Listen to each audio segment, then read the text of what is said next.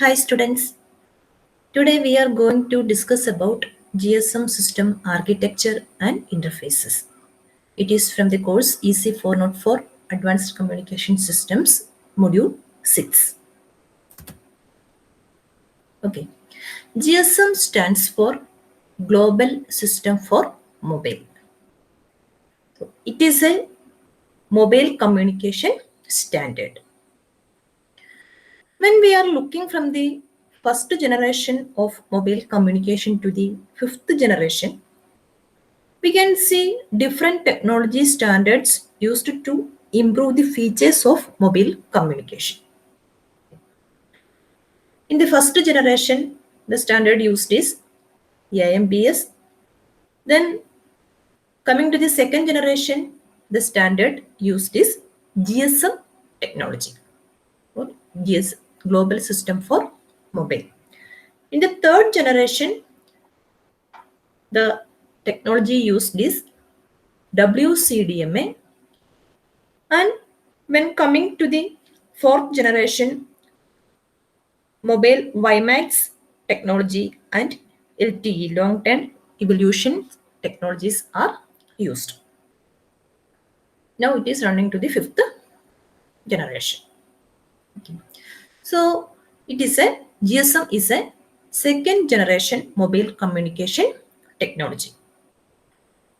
So, it is a European standard for cellular communication. In GSM technology, we are using TDMA multiple access technology with FDD. So TDMA stands for time division multiple access and FDD stands for frequency division duplexing.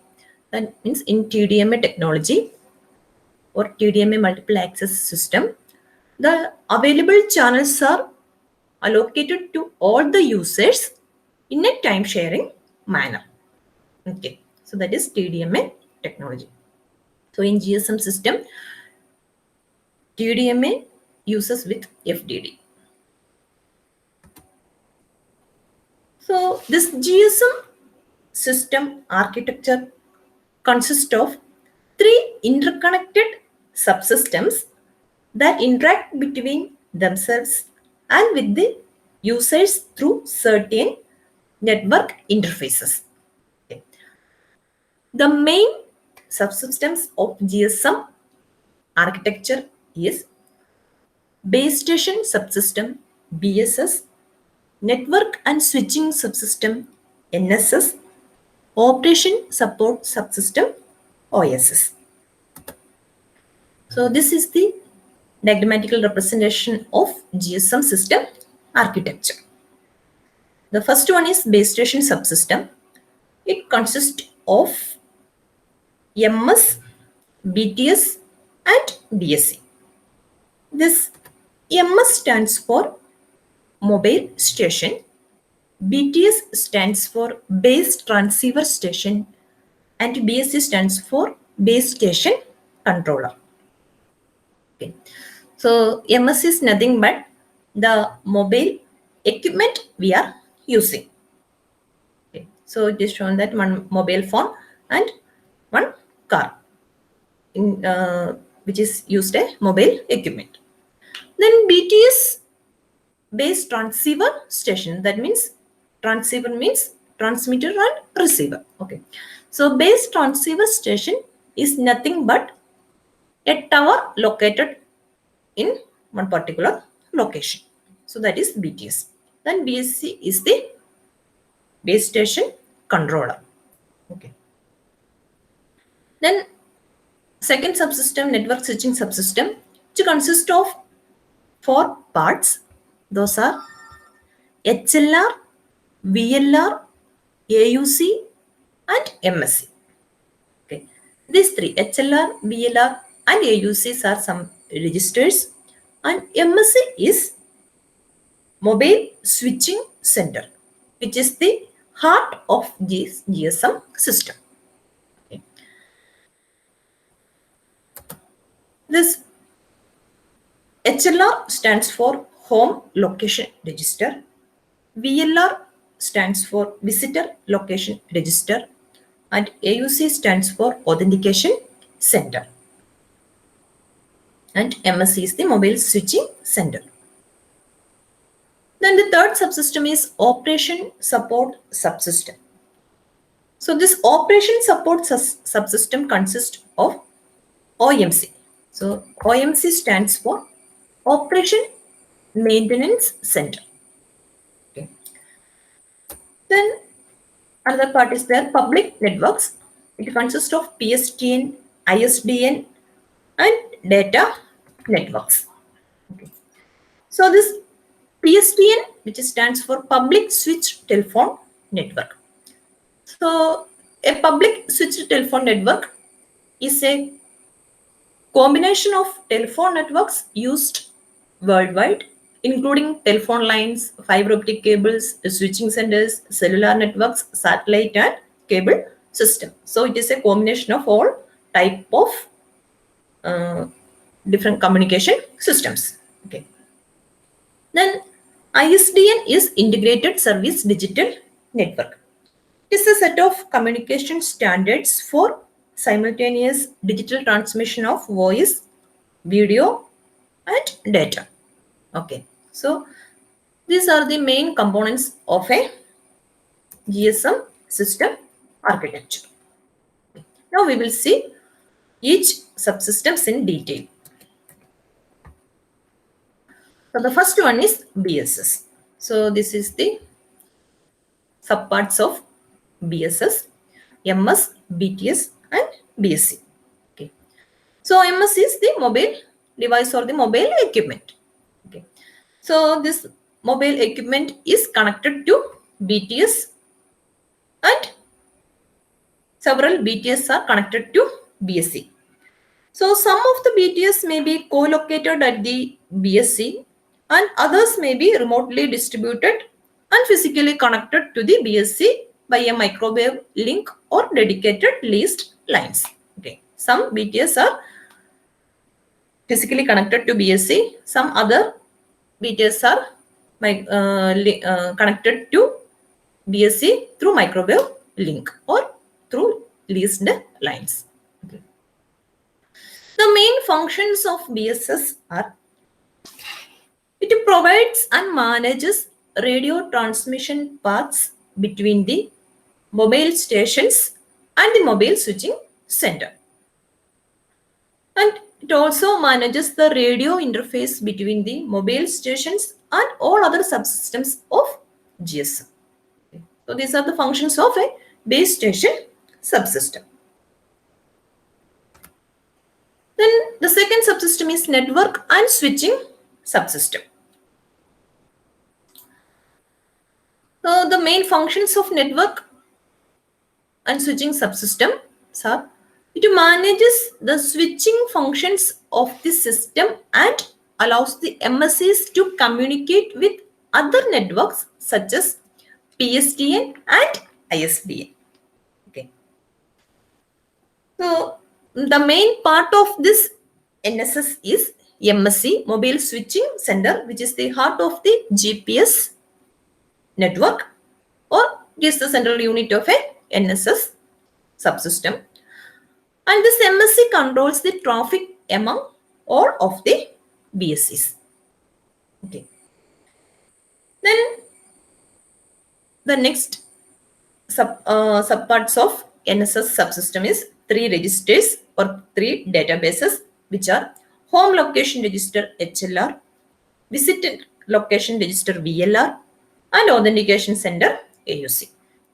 We will see each one detail. So HLR is a database which contains subscriber information and location information for each user who resides in the same city as the MSC. Okay. So MSC is the mobile switching center. For a large geographical location, there will be one MSC. We can say that for a circle in the mobile communication or the mobile data providing, we will say that each mobile providers are having different circles. For example, Kerala circle, Tamil Nadu circle, like that. Okay. So in Kerala circle, for each mobile providers, there will be one MSCs for each mobile providers. Okay. So when we taking a service from a mobile provider, the subscriber information and the location information about that subscriber or user is added in the HLR database in that MSC. Okay.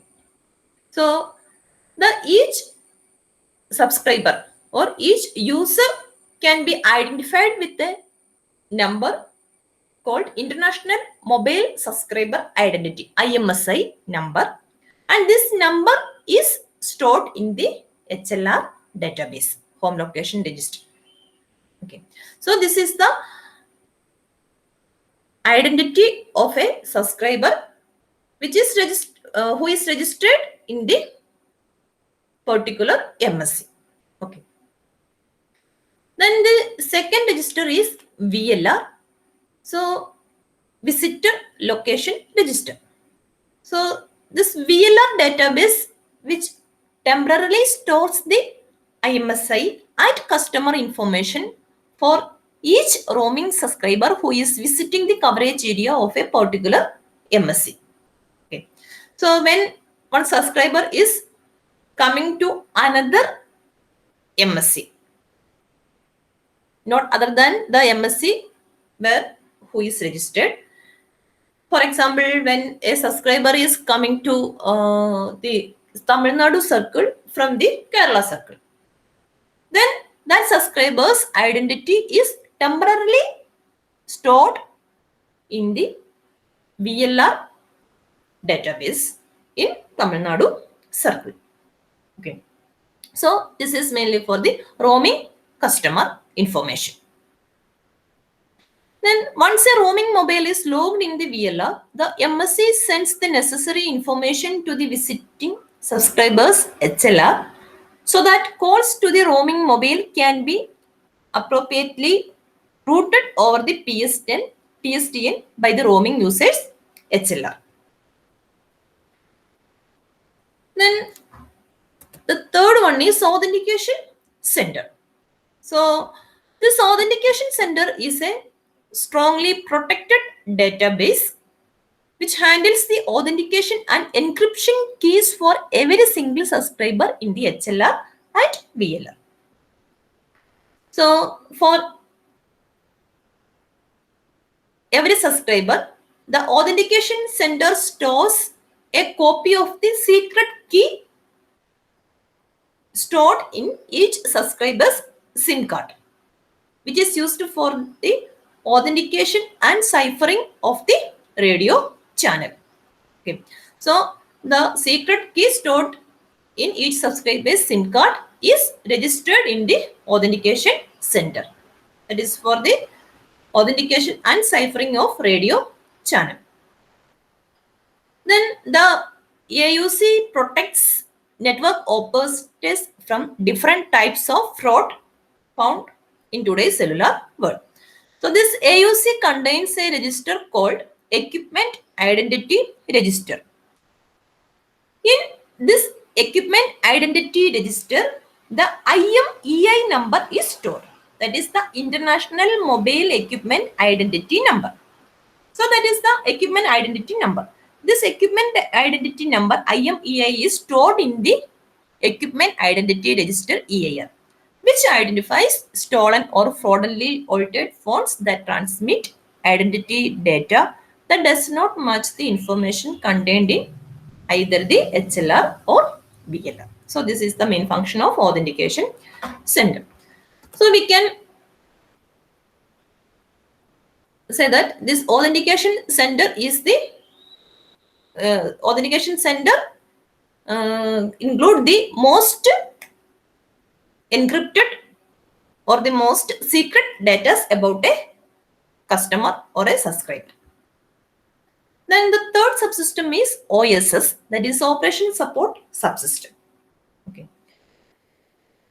It supports the operation and maintenance of GSM and allows system engineers to monitor, diagnose, and troubleshoot all aspects of the GSM system. So it is mainly for the maintenance and to support the operation of all parts of the GSM system.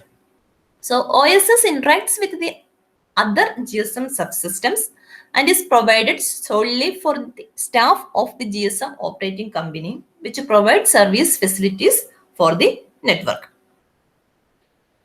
Then it supports one or several operation maintenance centers, OMCs, which are used to monitor and maintain the performance of each MS, BS, BSc, and MSc within a GSM system. We can summarize the functions of this OSS subsystem as to maintain all telecommunication hardware and network operations with a particular market, and it manages all charging and billing procedures. So this OSS will manage all the charging and billing subsystems or billing operations procedures, and it manages all mobile equipments in the system. It will manage all the mobile equipments in the system. Okay. So these are all about the subsystems of a GSM network.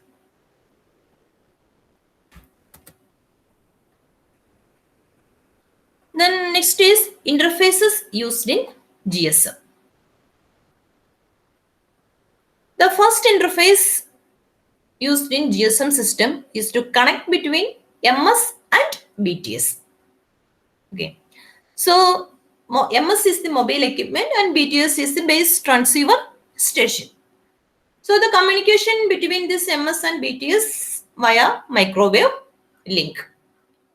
So the interface used to communicate between MS and BTS is GSM radio air interface. GSM radio air interface. Okay. Then the second interface used is to communicate between BTS and BSc. That interface is known as Abyss interface. So we already told that some of the BTS are physically connected to the BSCs and some others, since BTS are, many number of BTS are connected to BSC through the microwave link. Okay. Then in this Abyss interface, that interface is standardized, and in BTS and BSc, we should have to use the equipments or components which are provided by the same manufacturers. Okay, so that is the one particular feature of a Abyss interface.